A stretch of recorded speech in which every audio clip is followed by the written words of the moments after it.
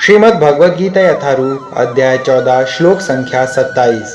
ब्रह्मणो हि प्रतिष्ठाहम् अमृतस्य अव्ययस्य च शाश्वतस्य च धर्मस्य सुखस्यैकांतिकस्य च। और मैं ही उस निराकार ब्रह्म का आश्रय हूँ जो अमृत्य, अविनाशी तथा शाश्वत है और चरम सुख का स्वाभाविक पद है। तात्पर्य: ब्रह्म का स्वरूप है अमरता, अविनाशिता, शाश्वतता तथा सुख। ब्रह्म तो दिव्य साक्षात्कार का शुभारंभ है। परमात्मा इस दिव्य साक्षात्कार की मध्य या द्वितीय अवस्था है और भगवान परम सत्य के चरम साक्षात्कार हैं। अतएव परमात्मा तथा निराकार ब्रह्म दोनों ही परम पुरुष के भीतर रहते हैं। 7वें अध्याय में बताया जा चुका है कि प्रकृति परमेश्वर की अपरा शक्ति की अभिव्यक्ति है। भगवान इस अपरा प्रकृति में परा प्रकृति को गर्भस्थ करते हैं और भौतिक प्रकृति के लिए यह आध्यात्मिक स्पर्श है। जब इस प्रकृति द्वारा बद्ध जीव आध्यात्मिक ज्ञान का अनुशीलन करना प्रारंभ करता है तो वह इस भौतिक जगत के पद से ऊपर उठने लगता है और क्रमशः परमेश्वर के ब्रह्मबोध तक उठ जाता है।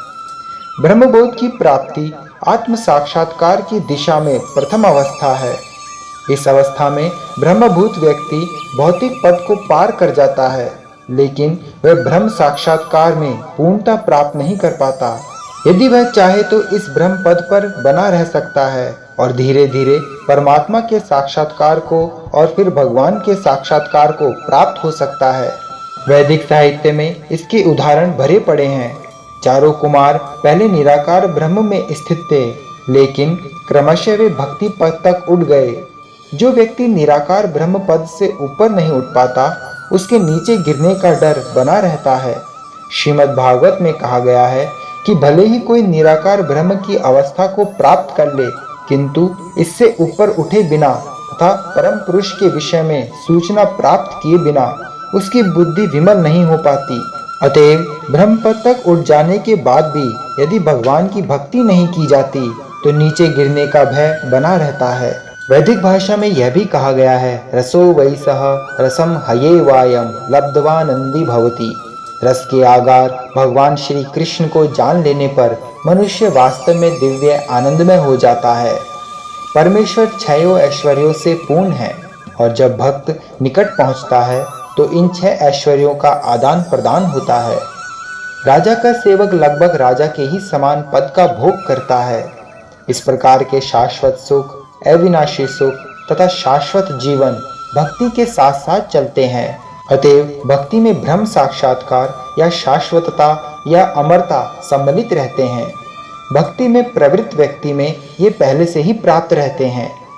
जीव यद्यपि स्वभाव से ब्रह्म होता है, लेकिन उसमें भौतिक जगत पर प्रभुत्व जताने की इच्छा रहती है, जिसके कारण वह नीचे गिरता है।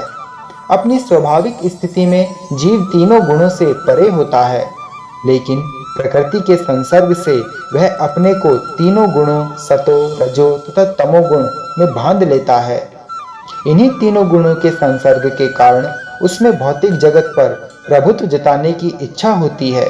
पूर्ण कृष्ण भावनामृत में भक्ति में प्रवृत्त होने पर वह तुरंत दिव्य पद को प्राप्त होता है और उसमें प्रकृति को वश में करने की जो अवैध इच्छा है वह दूर हो जाती है।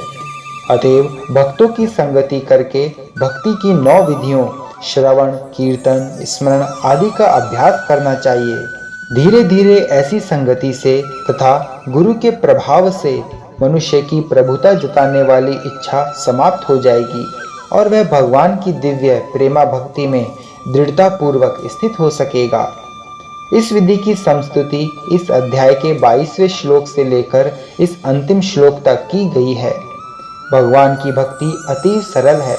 मनुष्य को चाहिए कि भगवान की सेवा में लगे, श्री विग्रह को अर्पित भोजन का उच्छिष्ट खाए, भगवान के चरण कमलों पर चढ़ाए गए पुष्पों की सुगंध सूंघे, भगवान के लीला स्थलों का दर्शन करे, भगवान के विभिन्न कार्यकलापों और उनके भक्तों के साथ प्रेम विनिमय के बारे में पढ़े।